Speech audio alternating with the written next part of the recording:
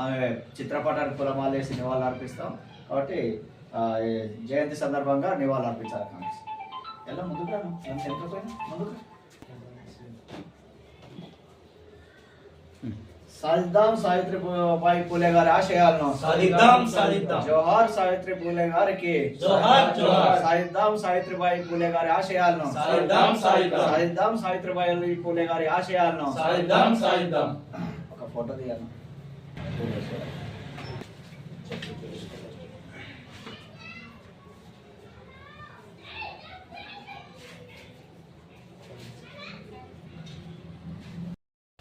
సావిత్రిబాయి పూలే గారి 195వ జయంతి సందర్భంగా సిద్దిపేట జిల్లా దుబ్బాక మండల కేంద్రంలో సిపిఎం పార్టీ ఆధ్వర్యంలో ఆమె చిత్రపటానికి పూలమాలేసి నివాళులు అర్పించడం జరిగింది.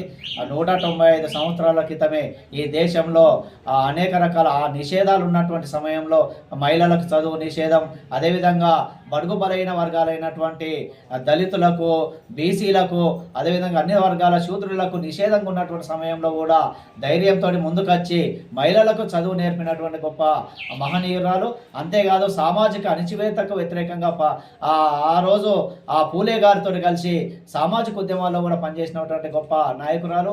వారితో పాటు ఆ రోజుల్లో ఆమె చదువు చెప్తా ఉంటే బ్రాహ్మణిజం తోటి బ్రాహ్మణులు పేడ బురద జల్లుతో ఆటంకాలు సృష్టించి అనేక రకాల అవమానాలను కూడా సృష్టించేటువంటి బ్రాహ్మణీయ వాదాన్ని కూడా తునాతునకలతోటి వ్యతిరేకిస్తూ ఆ రోజుల్లో మహిళలకు అదేవిధంగా అన్ని వర్గాలకు చదువు అందించాలనేటువంటి గొప్ప సంకల్పంతో ముందుకు వచ్చినటువంటి గొప్ప నాయకురాలు. అంతేకాదు ఈరోజు దేశంలో అన్ని వర్గాలకు చదువుతో పాటు అన్ని సామాజిక అణచివేతలకు వ్యతిరేకంగా పనిచేసినటువంటి సిద్ధాంతపరంగా ఉన్నటువంటి మహనీయులు పూలే గారు, సావిత్రిబాయి గారు. కాబట్టి వారి ఆశయాలను ముందుకు తీసుకెళ్లాల్సినటువంటి అవసరం ఉంది.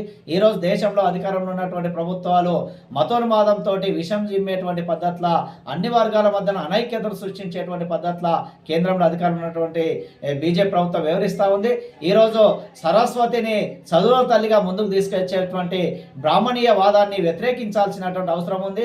చదువుల తల్లి ఈరోజు సావిత్రిబాయి పూలే తప్ప సరస్వతి కాదని చెప్పి ప్రజలందరూ కూడా గమనించాల్సినటువంటి అవసరం ఉందని చెప్పి మేము భావిస్తూ ఉన్నాం.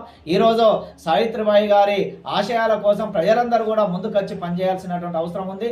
సామాజిక వివక్షకు వ్యతిరేకంగా చదువులు అందరికీ అందాలనేటువంటి ఆ సంకల్పంతో పనిచేయాలి. కానీ కేంద్ర ప్రభుత్వం ఈరోజు విద్యను ప్రైవేటీకరణ చేస్తూ మళ్ళీ పేదలకు అందని దాక్షగా వివరిస్తూ ఉంది. కాబట్టి సావిత్రిబాయి గారి పూలే గారి ఆశయాలతోటి చదువులను అందరికీ అందే విధంగా పోరాటాలు నిర్వహించడమే సావిత్రిబాయి పూలే గారికి మనం అందించేటువంటి నిజమైన నివాళులు అయితే అని తప్ప మేము భావిస్తూ ఉన్నాం. జిల్లా దుబ్బాక మండల ప్రాంతంలో ఈరోజు సావిత్రిబాయి పూలే జయంతిని పురస్కరించుకుంటూ ఆమె పూలమాల వేసి నివాళులు అర్పించడం జరిగింది. సావిత్రిబాయి పూలే ఒక మహత్తమైన గొప్ప మహిళా నాయకురాలు.